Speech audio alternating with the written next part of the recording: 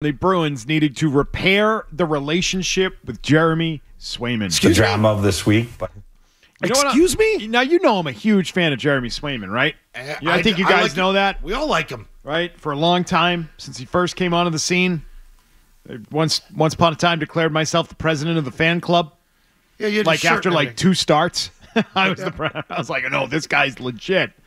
I think he's a giant baby. Seriously.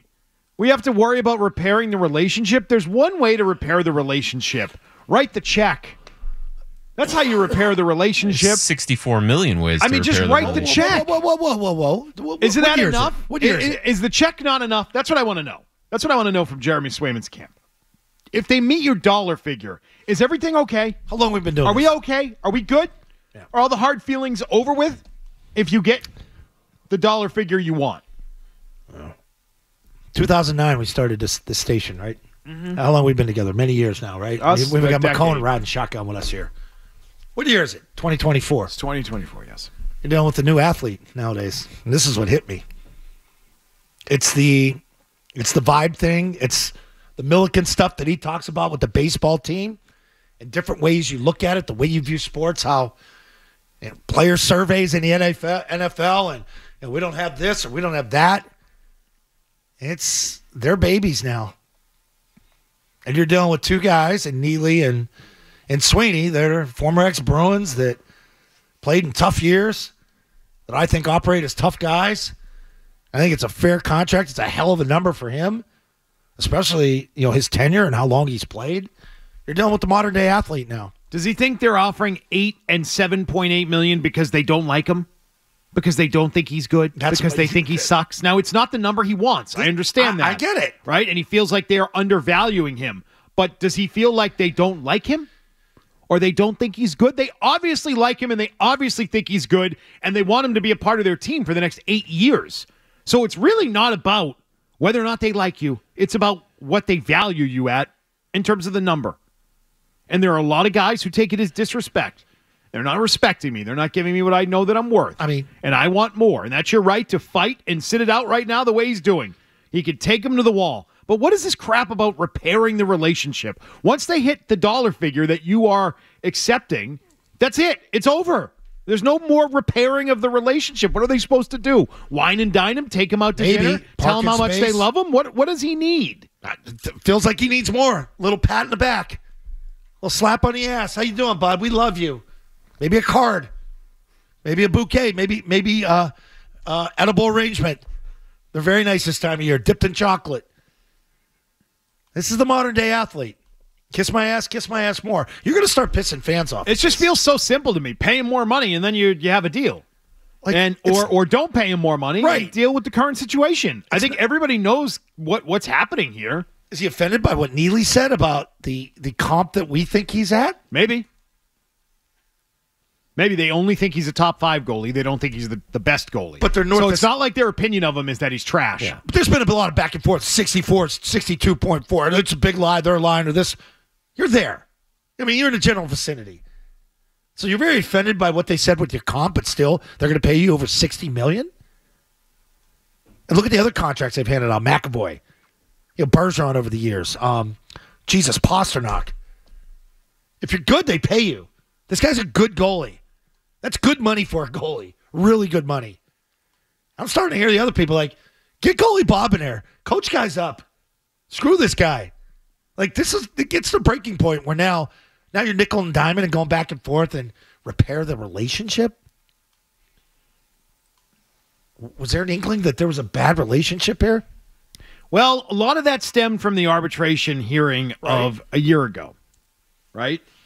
That all goes back to a year ago. And Swayman, by the way, is making an appearance in Amazon Prime's NHL series, and it's called Face Off, Inside the NHL. Face Off. Episode 3 of the behind-the-scenes series will debut on Amazon Prime on Friday. So it is not yet dropped, but we do have quotes thanks to a story in The Athletic. They got a sneak peek. They have quotes from Jeremy Swayman. We're going to have audio of this coming tomorrow. So they talked to him after losing Game 6 to the Panthers at the Garden. And Swayman said, I was just thinking about that jersey. Like, is this or is it the last time? That's when I was like, whoa. You're skating around the Garden. You're looking up. You're hearing your name chanted. And then it's like, whoa, like bleep. Meaning he didn't know if it would be the last time he ever played for the Bruins. That's what he's indicating. He went on to say, I don't want it to end. It could be the last time I wear a Bruins jersey, and I know I'm going to do everything in my power to be a Bruin for a long time. As a kid growing up in Alaska, this was in my wildest effing dreams. I never wanted to end. I'm just so grateful the sun's going to rise tomorrow, and there's another opportunity to get better. Whatever I can do to help this team win, I know everything else will take care of itself. Okay. They write, Swayman's contract was also on his mind one series earlier, before Game 7 against the Maple Leafs. Swayman is quoted in the series, saying, we don't have to shy away from it. There's a contract on the line. I want to treat every game as if it's my last because you really don't know what the hell could happen. I'll do whatever I can to not have regret when I look at myself in the mirror after it all. Yeah, I'm going to have to be a mother bleeper in the net. Like I'm not going to let anything go in. But why wouldn't I smile, wink, and have fun? But then it gets to the good stuff, and that's the thoughts on arbitration. Here's what he said in the series. Again, this will drop tomorrow on Amazon Prime. He said, when you go into that room, you don't say a word. My arbitrator started first. He said all these great things. The arbitrator on their side, their job is to help the management side and to rip players. And hearing that you're not worthy of what you think you're worthy of, that was hard to hear. You don't forget what was said. I wrote him down. I looked at him the other day, and I had a couple of check marks. My biggest knock was how I wasn't trustworthy in the playoffs. That was something the arbitrator said on behalf of the Bruins last year. So he took the notes. He looks at the list frequently, reminds himself of what the team said about him in that hearing, and was using it as motivation in the playoffs. It worked. Well, then, I mean, he should have been more educated going into that arbitration meeting. He should have been educated more by other players that have done it, because this is the way it goes in arbitration. They're going to bleep all over you. They're going to bring out all the bad stuff. You're going to shoot high. They're going to shoot low, and you meet in the middle. It's the way it works. It's the way it works in sports arbitration. Baseball players go through it. Like get pissed off at Bogarts and Mookie, or not Mookie, but Xander. Like we've been through this. Isn't that kind of the way it's going to go for anybody that's a restricted free agent? Yes. If he were an unrestricted free agent, he could go hit the market. He could talk to all the other teams, and those teams would know they don't have to offer up anything beyond the money they're offering him. Right now, as a restricted free agent, teams are less inclined to even talk to you. Correct. Because they are less interested in doing that. So I would say to him, like, the boat you're in right now is not unusual. What did you think was going to happen? You were going to walk in, you were going to give him your number, and they were going to say, you know what, Jeremy? You're right. You are worth $9 million here, whatever his number is. If it's 8.5, 8.5. If it's 9.5, 9.5. I don't know. He hasn't said. But what did he think was going to happen? They were going to say, you know what? We agree. Great run in the playoffs. Great job. Here's that contract you wanted. Stamp it. Be done. That was not going to happen. What you just described, Zoe, is exactly what was going to happen. They go low, you go high, you meet somewhere in the middle. And have the mindset you're going in and be prepared to just not be offended by it and take it for what it's worth. He just took it to heart. Yeah, that's really how they they're feel just about trying to pay you the smallest amount they could possibly pay you. That's what everybody does. Business classes at Maine? I don't know. He must have missed that part. He must have missed that part. That's what everybody's going to do to you. They're going to try and pay you the least amount of money they can pay you. Told you, I did a contract with Robert Kraft on a cocktail napkin at Drew Bledsoe's wedding. We had a cocktail napkin. He goes, here's a number here. You give me a number. I put a number top. He put it on the bottom. We met in the middle. He circled it. RKK, contract done. That's because you had them all liquored up. You had them in a good mood. Should have went for more. You should have waited another hour. Yeah. Another hour more into that wedding. You may have had more money. No, I knew. I wanted it done because it would piss Parcells off. He's, hey, come here. Next one. Oh, God, here we go. The hell? You got the contract done? I mean, yeah, I got it done. So, all right. Okay. That's good. You took a pay cut. I'm like, yeah, I like being here. Way to take him to the walls, though. Well, I mean, at that point, you got to understand what you are and where you're at. You know? So you didn't expect to go in and say, I think I'm worth this. And Robert Kraft say, yeah, you are. Thank you, so.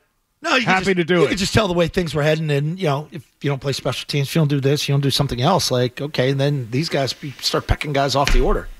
Oh, this guy's making too much as a backup. He's gone. Yeah. It's all right. But repairing the relationship, what is he looking for when this is all said? I don't know. and This done? pisses me off, like that stuff. And if you're a fan, I don't blame you for getting pissed off here. Like, I'm rooting for the Bruins on this thing now. I don't know what that even means right now. Like, I mean, I'm rooting for just a deal to get done.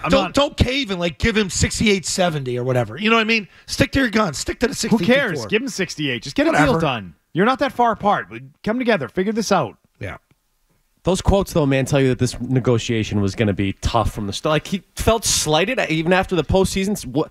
Saying this could potentially be the last time that I'm wearing this. You're a restricted free agent. Was Allmark still on the team They just went then? all in on you during the postseason, and they traded Allmark. You didn't know they traded Was Allmark on the team then? Yes. Yes. Okay. So there was a possibility that they said, you know what, we're going to save money because you're going to make too much. We're going to stick with Allmark. But they just made him the goalie for the postseason. Like, they just gave him the keys Why would you to the say car. that then? Like, why would you be saying it that at that him being a hand. unless you why were still like, oh, woe is me about the last contract negotiation. You add up all the comments he's made about it, about arbitration, everything that he said recently, and you think to yourself, he's making this difficult on the Bruins on purpose. Yes. That's what it leads you to believe. The comments from this special, sweat. the comments that he made, I don't know, about a month ago on the Shut Up Marc podcast, all of that combined makes you think that he's making it very difficult on the Bruins because he wants to make it difficult on the Bruins. That was his desire going in. And now it's the woe is me, repair the relationship. Oh, they've been so awful to me. Oh, I'm feeling hurt. The agent saying they need to step away for a few days. For what? Pick up the phone, try and get a deal done. Please communicate, everybody. And so the Bruins are definitely pissed off, that we know. That other players are going to say, wait a second, what did they do with Swayman? And then they went out and they lied about what they had offered him? What's going on with that? It's Bruins Beat. And Evan Marinofsky of New England Hockey Journal. Are other players going to do that now, based on this very public spat between the team and Jeremy Swayman? I don't think so. I think I think each individual negotiation is different, especially with hockey. Like even Marchand the other day talked about it. We understand this. It's part of the business. Like you're going to get your balls broken. The job of the team is to break your balls in a contract negotiation, any negotiation. And you want to shoot higher. But it's like, okay, so you're relatively there at the number. You're in the 60s. That's a big number. Like what else do you want your ass kissed for? Repairing relationships. Drama. Drama. Drama. Drama. Yeah. Drama. Get the drama. Like, that's where, you start pissing fans off with that stuff. I think a lot of fans are behind this guy, and you love this guy. He plays hard for you, and he is good. He's a good goalie. I'm not a hockey guy. Those guys are hockey guys. You know the comps. I think comps are pretty damn fair. I don't think anybody argues that he's like a top 2, top 3 goalie. Top 5, now you're there. Are you 5 or 6? Are you knocking on the door? What's a big freaking deal? That's why you're at 62-4 instead of 64. I mean, you're there at it. Get the damn deal done. But don't stretch and go to 70 or 68. Screw that. Just based on facts, you've got a player who's being offered a top 5 contract at his position, and you've got a player who is complaining about it. Yeah. And that's why I think it is rare to have a player that people really like not have fans side with the player. But in this one, I think more people are siding with the Bruins, saying, well, at least the Bruins are trying to get this deal done. They're offering real money here. They're offering long-term deal with over $60 million guaranteed to this player. I mean, it's all hard money in this league. You get all of it. And so I think it's a rare sort of instance where people look, and I don't think the team has handled it perfectly either. No, but you're not talking about 30-goal scorers, some big defensemen. Like, I mean, you're talking about a goalie. But they're quirky. But their offer currently stands north of 60. Yeah. Right. And so that's why I think a lot of people look at it and say, come on, you're getting close here. They're not. That should not be offensive to you. I mean, the one thing, though, that you have to point to now, especially with these quotes coming out of the Amazon thing after the postseason, is if you're Don Sweeney and company, you had to see this coming. That this negotiation was not going to be easy. That it was not going to be a team-friendly thing where, hey, let's bang this out on a cocktail napkin, no problem, no questions asked. And you trade Allmark and put yourself in this situation when you had to know that this was not going to be an easy negotiation. pretty transparent with some of those quotes coming out of the Amazon thing. If you had one conversation with his agent or him, I think you had to see that coming. 617-779-0985. I don't think it's going to hurt them in future negotiations because they have enough contracts they've signed over the years that prove they don't have issues signing players back. No, they're not cheaping the cap every year. They've got a track record to rely on. This is an aberration. This is not the norm. You think that's how they got caught in this? Hey, we've done this before. We usually get these done. Yes, a little overconfident because they've found ways to get deals done with whether it be McAvoy or Pasternak or name your player. The only guy they didn't get one done with was Torrey Krug. And if you wanted to put them under the truth serum on that player, I think they just didn't want him anymore. I think they were ready to move off of him. They didn't like where the money was going. They didn't want to pay that kind of money, and it wasn't going to get done. They made some offers, but they truly were not going to continue to go north of where they were at. Also, the next contract that they have to hammer out is Brad Marchand. They're not going to have a problem there. Right. And they just signed Lindholm to a big free agent contract this offseason. Right? They're signing guys to big deals all the time, it seems like. And you're right. Maybe that gave them a little bit of extra confidence that, hey, we get deals done. We find ways to get deals done. This won't be a problem. Yeah.